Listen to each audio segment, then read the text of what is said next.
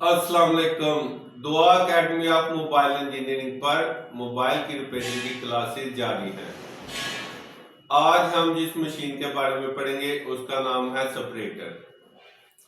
Separator के अंदर एक अदद वैक्यूम लगा होता है और एक अदद हीट प्लेट लगी होती है।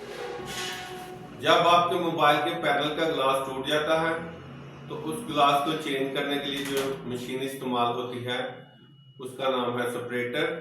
आज हम डिटेल से पढ़ेंगे कि ये कैसे काम करती है और हम कैसे मोबाइल का ग्लास चेंज करते हैं।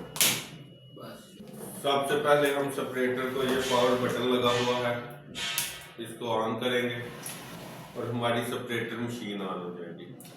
यहाँ पर इसके टेम्परेचर शो हो रहा है। टेम्परेचर को हमने जो है ना 110 पे सेट करना है, क्योंकि 110 डिग्री पर टेम्परेचर जो है ना उससे ग्लास जो है पैनल से आसानी से लैदा हो जाता है।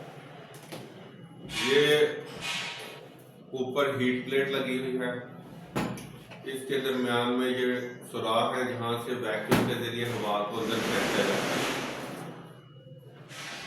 जब हमने ग्लास को उतारना होता है तो पैनल को इसके ऊपर रख के प्लेट के वैक्यूम ऑन करते हैं तो वो पैनल को पकड़ लेता है।